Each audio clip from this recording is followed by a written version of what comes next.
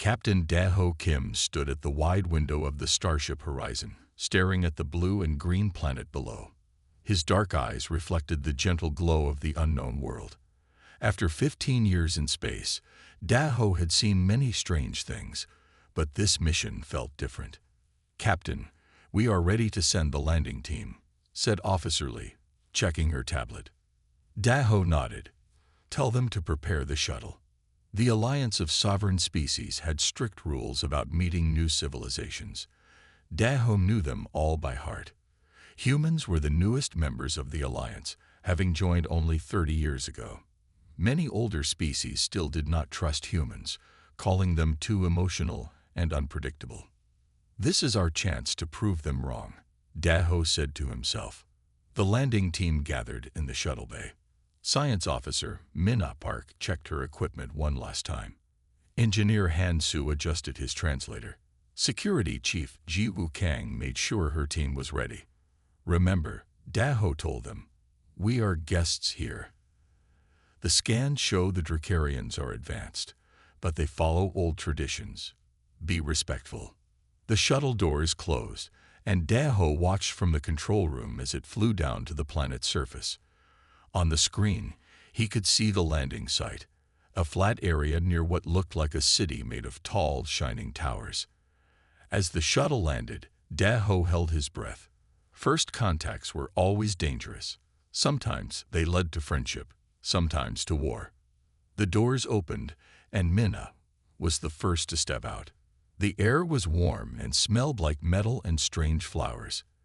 In the distance, a group was approaching. "Captain," Minna said through her communicator, "they're coming. And they really do look like dragons." The Dracarians walked on two legs but had scaled skin in different colors: red, blue, green, and gold. They had long tails and ridges along their backs. Their faces were reptilian with sharp teeth, but their eyes showed intelligence. The leader stepped forward. He was taller than the others, with golden scales that caught the sunlight. Around his neck hung a metal symbol.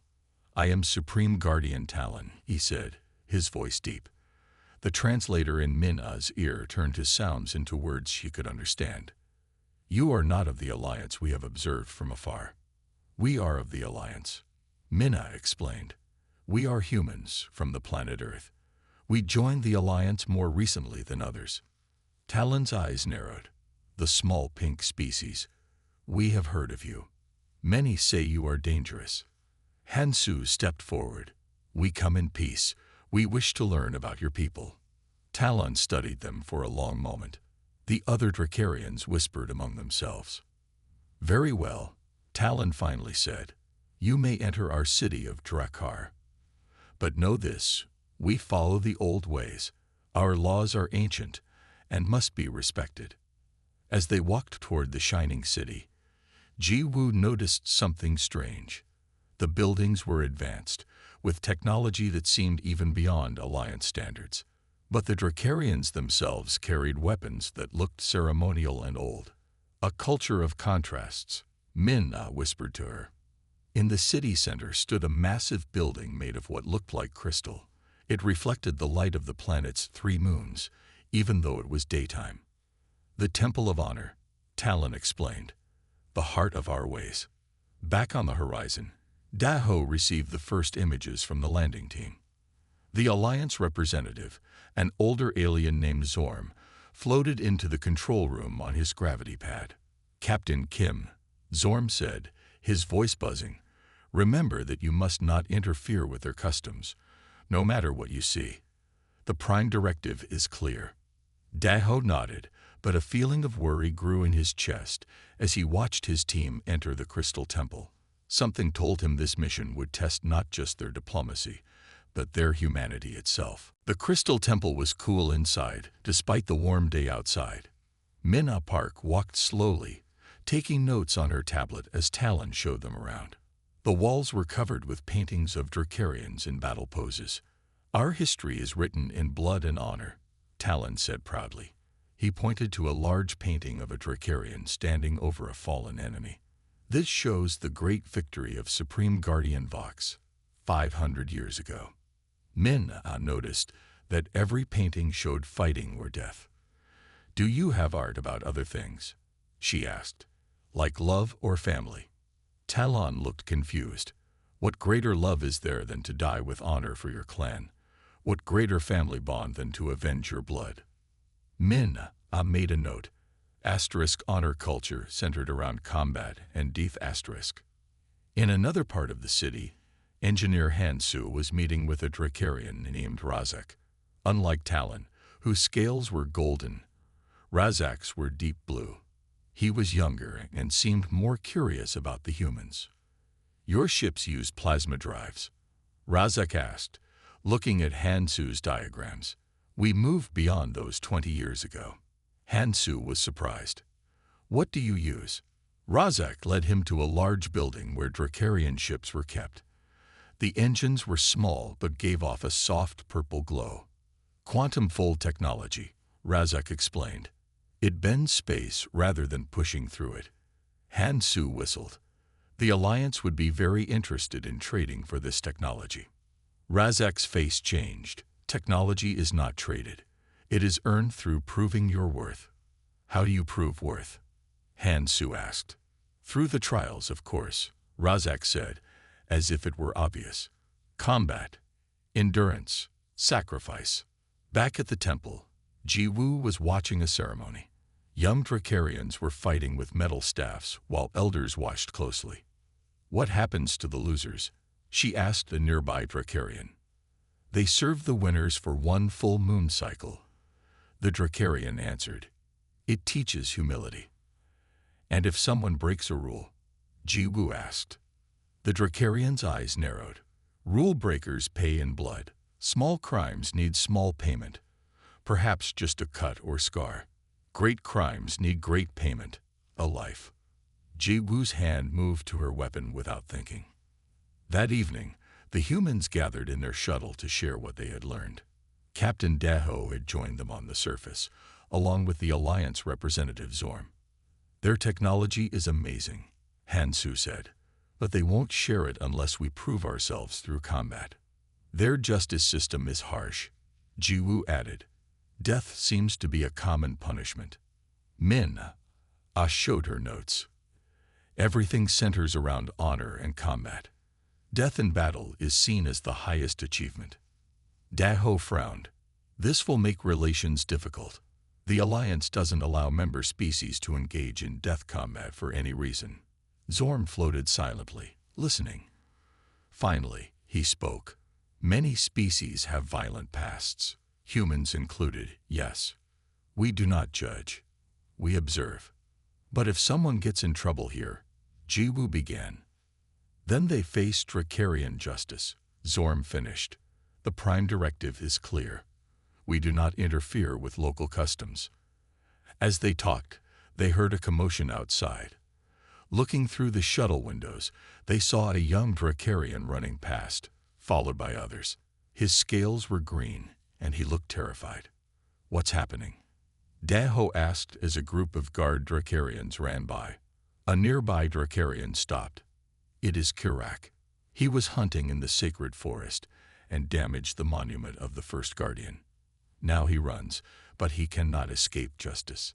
The human team watched as the young Drakarian disappeared into the city, hunters close behind.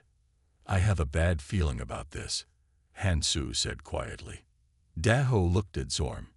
"If this is going where I think it is, we may have a problem." Zorm's many eyes blinked. "Remember your place, Captain. We are guests here." Nothing more. Morning came with a red sun rising over the city of Drakkar. Captain Daho Kim woke to the sound of drums. He stepped outside the shuttle to see Drakarians gathering in the main square. "What's happening?" he asked a passing Drakarian. "They caught Kirak," the Drakarian replied. "The council will decide his fate today." Daho called his team together. "We should watch this. It might help us understand their culture better." Min looked worried. "If they really kill people for small mistakes, this could be bad." "Remember, we cannot interfere," Daho said, though his face showed he was troubled too. The humans walked to the square where hundreds of Drakarians had gathered. In the center was a raised platform. Talon stood there with other older Drakarians wearing special robes. Guards brought Kirak forward. The young Drakarian's green scales seemed dull with fear. Kirak of the Stone Clan. Talon's voice boomed across the square. You are accused of damaging the sacred monument during the hunt. Do you deny this? Kirak kept his head low. No, Supreme Guardian. I was chasing a forest cat. I did not see the monument until it was too late. Intent does not matter, said an older Drakarian with red scales. The monument to the first Guardian has stood for 1,000 years. Now it carries a crack that can never be fixed. Talon nodded. The law is clear. Damage to sacred objects requires blood payment. Jewu whispered to Daho, they can't really mean to kill them for an accident. A hush fell over the crowd as Talon spoke again. Kirak of the Stone Clan, you are sentenced to face our champion in combat in 3 days' time. If you win, you will be forgiven. If you lose, your blood will pay for your crime. The crowd roared in approval. Kirak was taken away by guards. This is wrong, Hansu said. He's just a kid who made a mistake. Daho felt sick, but knew his hands were tied. We have to respect their ways, even if we don't agree. After the ceremony, Razak found the humans. His blue scales looked darker than before, as if he was troubled. You watched the trial? He asked Hansu.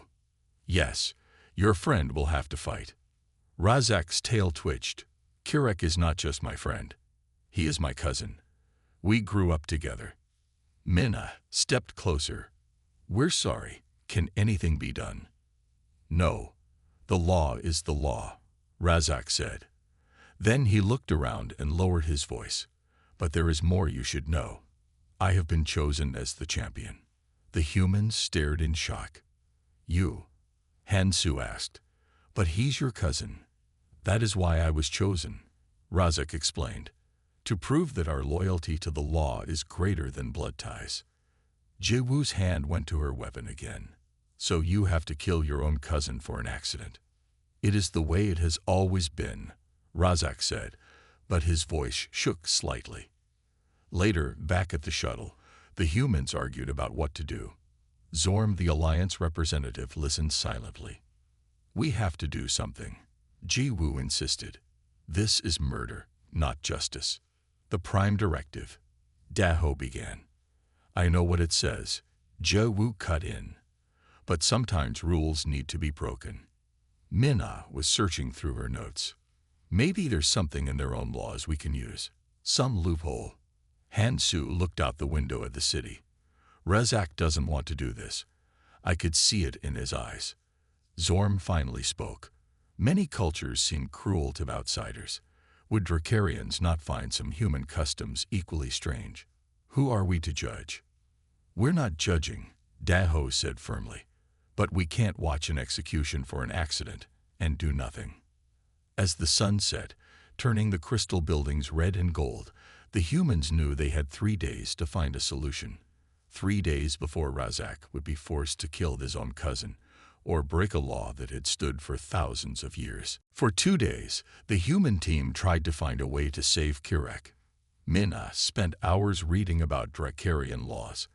Hansu talked with Razak, trying to understand how he felt.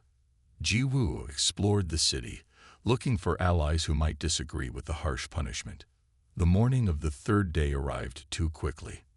The sky was gray with clouds as Drakarians gathered in a large arena outside the city. Stone seats circled a sand floor where the combat would take place. Captain Daho and his team sat near the front. Alliance representative Zorm floated beside them on his gravity pad. This is their way, Zorm reminded them. We watch, we learn, we do not judge.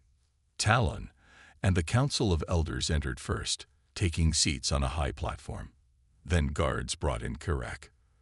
The young Drakarian looked thin and scared, but he walked with his head up. The crowd was silent as he stepped onto the sand. A horn sounded, and a door on the other side opened. Razak walked out wearing armor made of metal plates. He carried a long blade that curved like a claw. Kirak of the Stone Clan, Talon called out. You stand accused of damaging a sacred monument. Your sentence is trial by combat. If you defeat our champion, you will go free. If you fall, your blood will pay for your crime. Kirak bowed to the elders. Then he faced Razak. The cousins looked at each other across the sand. Begin, Talon commanded. Razak stepped forward. The crowd leaned in, ready for the fight. But then something strange happened. Razak stopped walking. He looked at Kirak, then at the elders, then at the crowd. Finally, he looked at the humans. Without a word, Razak dropped his weapon. The blade fell to the sand with a dull thud. A gasp went through the crowd. No one moved or spoke. What is this? Talon demanded, standing up. Razak's voice rang out clear and strong. I will not do this. Kirak made a mistake. He did not mean to damage the monument. I will not kill my cousin for an accident. The arena erupted in noise. Some Drakarians shouted in anger. Others looked confused. Talon's golden scales seemed to glow with rage. You refused the sacred duty. You dishonored your clan and all Drakarians.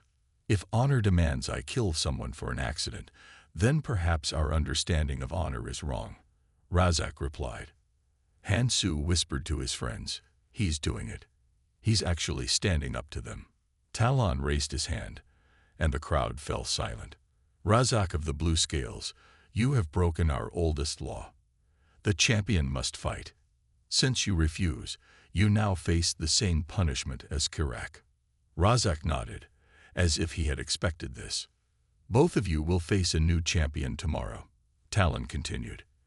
And this champion will not refuse his duty. Guards surrounded Razak and Kirak, leading them away. The crowd began to leave, talking loudly about what had happened. The humans returned to their shuttle in shock. He refused, Minna said, amazed. He stood up to his entire culture. And now he'll die for it, Jewu said bitterly. Daho turned to Zorm. We have to do something now. 2 lives are at stake. The Alliance representative's many eyes blinked slowly. What happened today was unexpected. But my answer remains the same. We cannot interfere with their justice system, even if it's unjust. Hansu demanded. Who decides what is just? You? Me? The Alliance? Zorm asked. We have seen many cultures rise and fall. Some change from within. Some do not change at all. But change forced from outside brings only resentment and war. Daho looked out the window at the Crystal City. The sun was setting, turning everything blood red. There has to be a way, he said quietly. Some way to save them without breaking the Prime Directive. Jegu stood suddenly. Maybe there is. I need to check something. As she hurried to her computer, the others followed, a small spark of hope growing despite the darkness ahead. Jiwoo typed quickly on her computer while the others watched. Her eyes moved back and forth across the screen as she read through the notes Minna had collected about Drakarian laws. There, she said, pointing at a section of text. Look at this old law. Minna leaned forward. The substitution rule. I saw that, but I didn't think it would help us. What is it? Captain Daho asked. Jewu turned to face them. It's an ancient law that says an outsider can take the place of someone in a trial by combat. It was made when different Drakarian clans were still separate nations. Hansu's eyes widened. So one of us could fight instead of Razak or Kirak. Exactly, Jewu said. And it's still a valid law. It's just rarely used because there are so few outsiders on this planet. Daho frowned. But that would still mean fighting to the death, and it would be direct interference in their culture. Not exactly, Jewu argued. We would be using their own laws, not breaking them.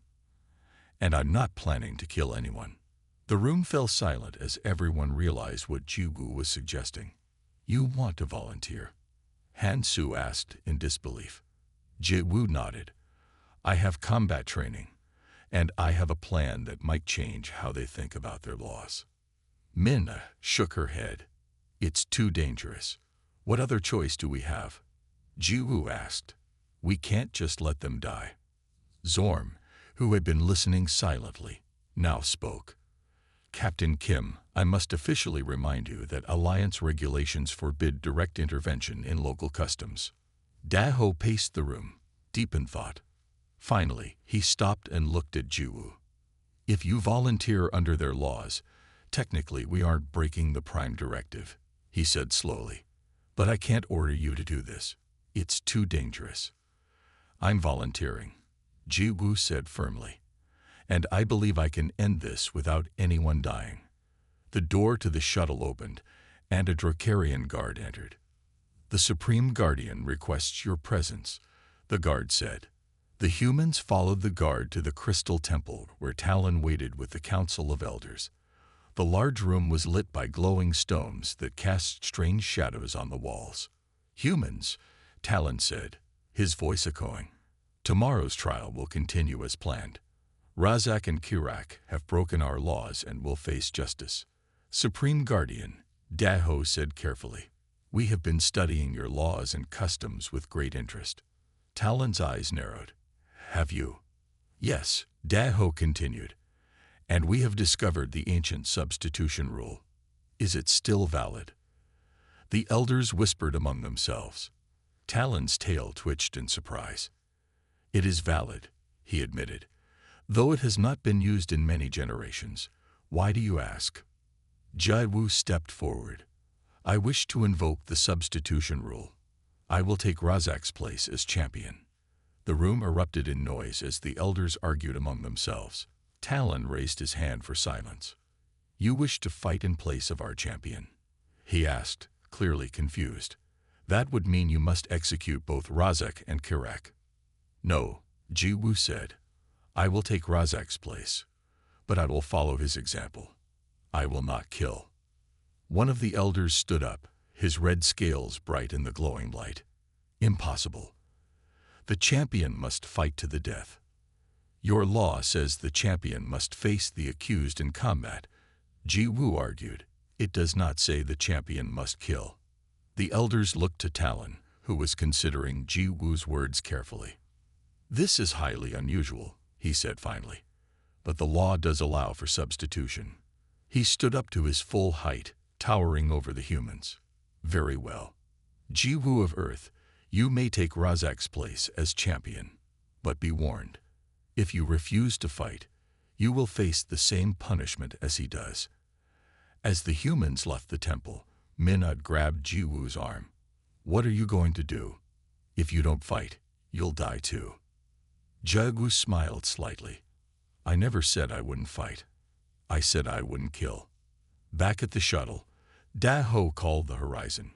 Send down my personal security kit, he told the officer on screen. And inform Alliance Command that we're invoking Section 17. Section 17. Hansu asked after the call ended. What's that? Emergency protocol, Daho explained. It means we're taking action that might violate the Prime Directive, but only to prevent loss of life. As night fell over the Crystal City, Jiwoo prepared herself for the next day. Whatever happened in the arena, nothing would ever be the same. Dawn broke with a golden light over the city of Drakar. Jiwoo stood at the window of the shuttle, watching as Drakarians moved toward the arena. Today, she would either change their minds or die trying. Hansu approached her with a small box. From the ship, he said, opening it to reveal a thin bodysuit. It's made of flex armor. It won't stop a direct hit from their weapons, but it might help with glancing blows. Thank you, Jiwoo said, taking the suit. Min. I was still searching through ancient Drakarian texts on her tablet. Jiwoo, I found something interesting. These old writings suggest the combat ritual wasn't always to the death. What do you mean? Jiwoo asked. Look at this passage, Minna pointed to her screen. It talks about the test of will and endurance of pain rather than killing. It seems the original purpose was to show courage, not to execute people. Daho joined them. That could be useful, but be careful how you use that information. We don't want to seem like we're telling them their culture is wrong. A horn sounded in the distance. It was time. The arena was packed with Drakarians. As Jiwoo walked onto the sand, a hush fell over the crowd. She wore simple clothes and carried no weapon. Talon stood and addressed the crowd. Today we witness a rare event. A human has invoked the substitution rule and will serve as champion in place of Razak. Guards brought out Kirak. The young Drakarian looked confused when he saw Jiwoo. "Where is Razak?" he asked. "I am taking his place," Jiwoo said. Another door opened, and Razak was brought out in chains. He would be forced to watch. His blue scales seemed dull in the morning light. "Why are you doing this?" he asked Jiwoo. Before she could answer, Talon spoke again. "Let the combat begin." A large Drakarian with black scales entered the arena. He carried 2 curved blades and wore heavy armor. "This is Vex, our greatest warrior," Talon announced. "Since the original champion refused his duty, Vex will face both criminals. The human champion may begin."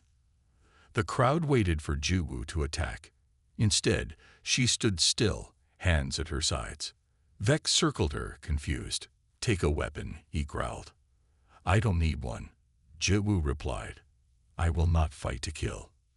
Vex looked to Talon, who nodded. "Then you will die," the warrior said, and swung his blade. Jiwoo moved quickly, dodging the attack. She had trained in combat for years and knew how to avoid blows, but she made no move to strike back. Again and again, Vex attacked. Jiwoo dodged, blocked, and evaded, but never struck at him. Blood began to flow from small cuts on her arms and legs where the blades had caught her. "Fight back," Vex demanded, growing angry. "No," Jiwoo said calmly. "I will not take a life for an accident." The crowd grew restless. This was not the battle they expected. Some began to shout for Vex to finish her quickly. As the fight continued, Jiwoo grew tired. Her movements slowed. A blade caught her shoulder, cutting deep. She fell to one knee but forced herself up again. "Stay down," Vex warned. "I can't," Jiwoo said. "There are lives at stake." In the stands, Min-Ah leaned toward an elderly Drakarian sage who sat nearby. "Have you ever seen a champion refuse to kill before?" she asked. The old Drakarian's eyes were fixed on Jiwoo. "Not in my lifetime. But there are old stories." Min-Ah carefully showed him the ancient text on her tablet. The sage's eyes widened as he read. Back in the arena, Jiwoo was bleeding from a dozen wounds. Still, she stood facing Vex, refusing to yield or fight back. "Why?" Vex asked, lowering his blade slightly. "Why suffer when you could end this?" Jiwoo's voice carried across the suddenly quiet arena. "Because true strength isn't about taking life. It's about being willing to suffer for others." She took a step toward Vex, her blood staining the sand. "You can kill me if you must, but I will not kill Kirak or Razak for an accident. That isn't justice. It's just death." Vex looked uncertain. In the stands, the old sage stood up and called out to Talon.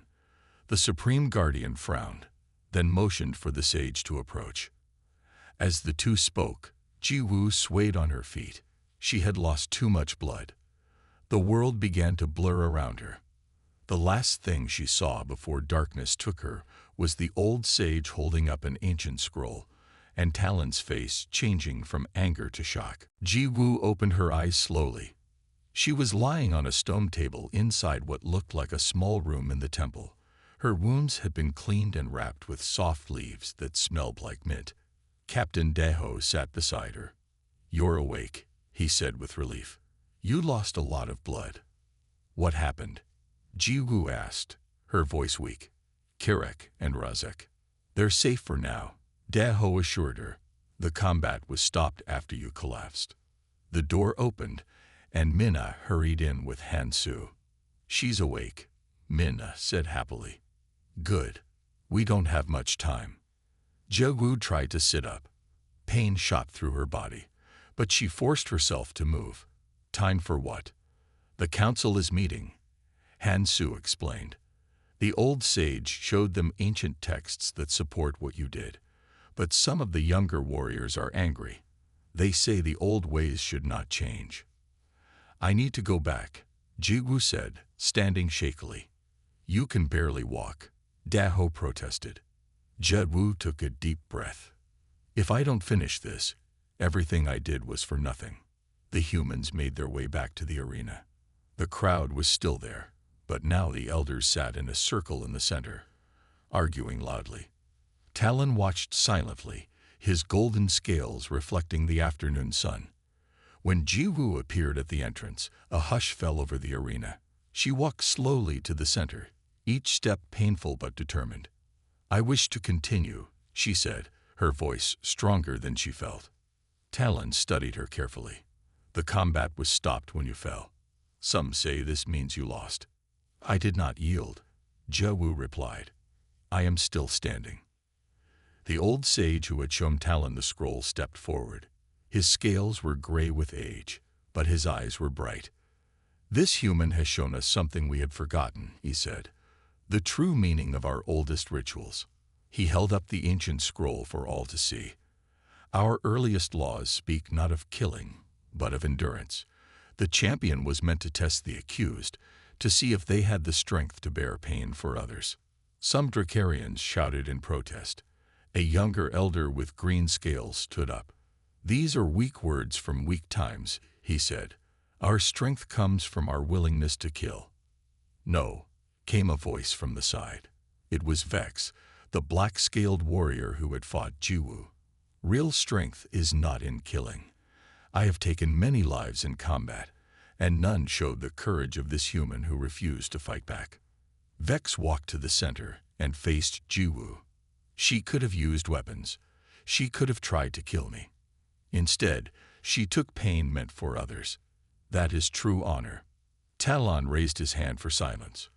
Jiwu of Earth, you wish to continue the combat? Yes, Jiwu said. And will you fight this time? Talon asked. Jiwu shook her head. I will stand.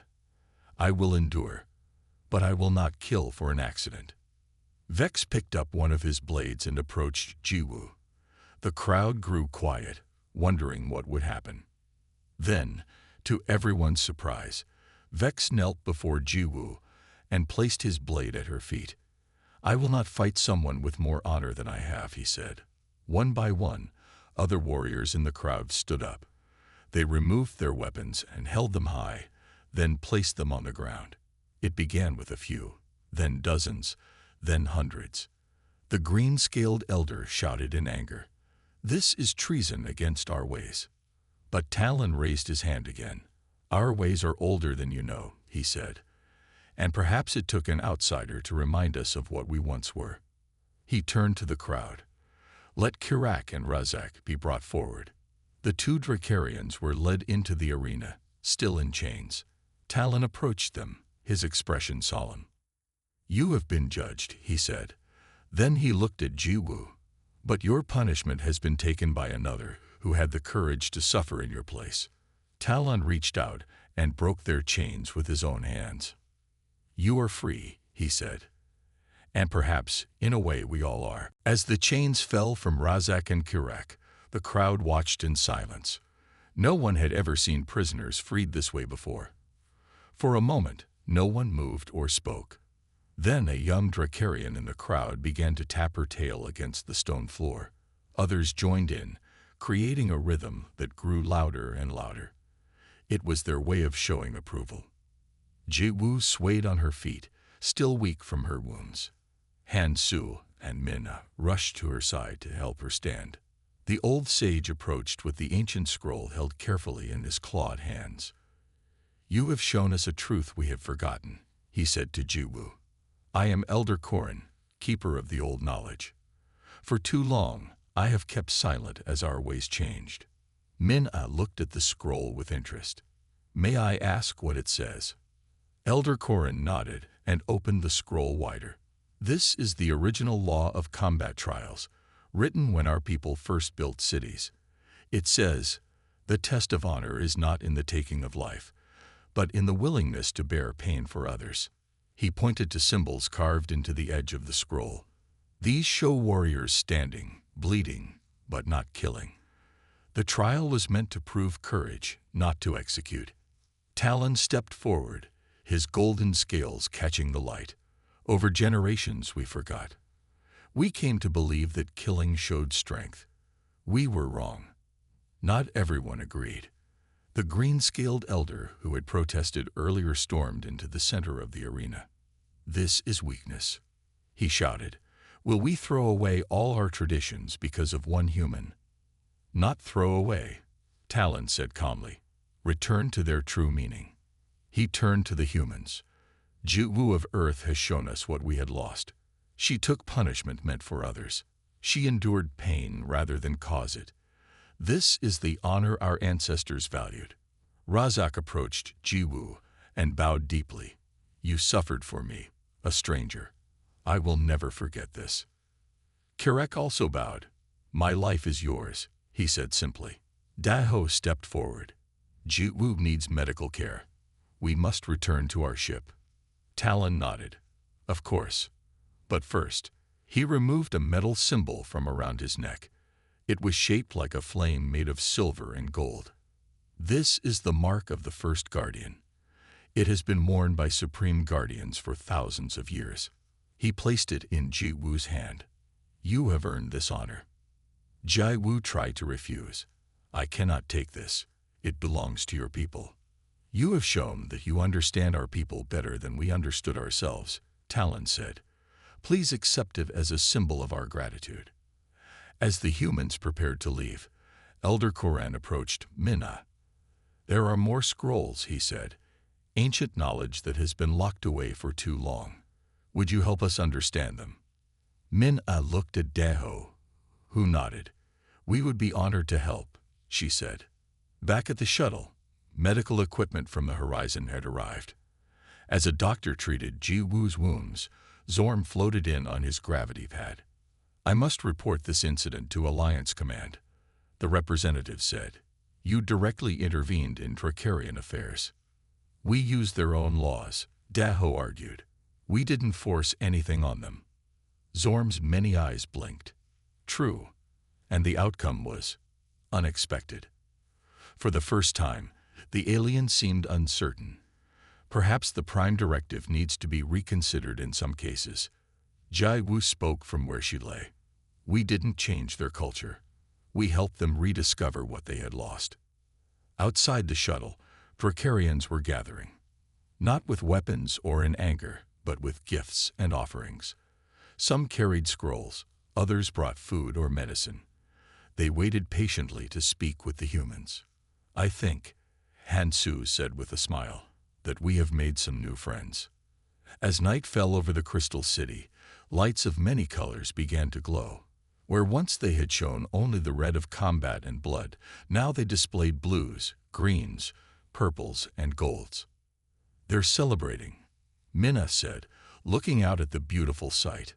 "A new beginning." 1 week passed. The city of Drakar had changed in small but important ways. Where once there had been only images of battle in the temple, now new paintings showed Drakarians helping each other. Children played games of endurance rather than fighting. The most visible change was in the arena, which workers were turning into a place for teaching and gathering rather than combat. Jiwu's wounds were healing well. The doctor from the horizon had been surprised at how quickly she recovered. The Drakarian medicine leaves had special healing properties unknown to human science.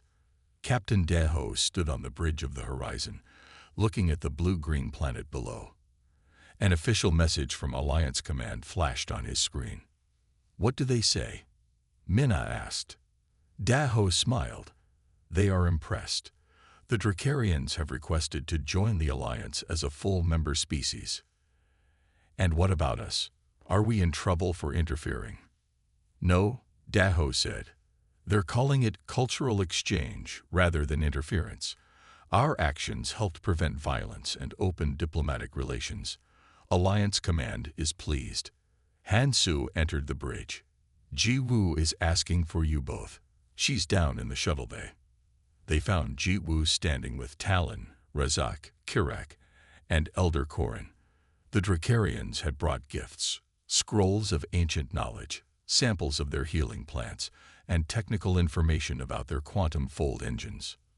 "We wish to share with you," Talon said, "as you shared your courage with us. The Alliance will be grateful," Daho said, "especially for the medical knowledge. Those plants could save many lives." Elder Korin stepped forward with a large book bound in soft leather. "This contains our oldest stories and laws," he said. "I have added notes to explain how they changed over time. Perhaps other cultures can learn from our mistakes. And our correction of those mistakes," Talon added. Razak approached Jiwu. The young Drakarian's blue scales seemed brighter now, almost glowing. "I have something for you," he said. He handed her a small metal object. It was a knife with a curved blade, but the edge was blunt. "This is a guardian's blade," Razak explained. "In ancient times, it was never meant to kill, only to defend. We have started making them again." Jiwu accepted the gift with a bow. "I am honored." Kirak, who had been quiet, suddenly spoke. "I want to come with you," he said. "I want to learn about other worlds."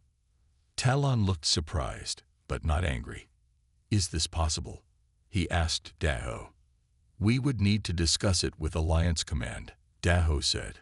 "But yes, it could be arranged. We have exchange programs for promising young people from member worlds." "And we're not the only ship that will visit now," Hansu added. "The Alliance will send diplomats, teachers, and traders." As they talked, Min-Ah noticed something strange happening in the city below. Drakarians were gathering in the main square, forming a large circle. In the center, they placed glowing crystals of many colors. "What are they doing?" she asked. Elder Korin smiled. "They are building a monument, not to war or death, but to new understanding. Your friend's blood stained our arena, but it will water new growth." Talon looked at Jiwu with respect in his eyes. One who is willing to suffer for others will always be remembered here. As the day ended, the humans and Drakarians stood together watching the sunset turn the crystal buildings to fire. The humans would leave tomorrow, but they would return. And the Drakarians would venture out to the stars not as conquerors, but as teachers and learners. "Do you think other cultures will understand what happened here?" Razak asked. Jiwu touched the mark of the first guardian, which she wore on a chain around her neck. "Some will, some won't. But the important thing is that we keep trying to understand each other." In orbit above the planet, other Alliance ships had begun to arrive. News of the peaceful contact with the Drakarians had spread quickly. What had started as a simple diplomatic mission had become something much more important. Proof that sometimes the greatest strength comes not from power or force, but from the willingness to stand firm in what you believe, even at great cost. As stars appeared in the darkening sky, human and Drakarian alike looked up with new hope for the future they would build together.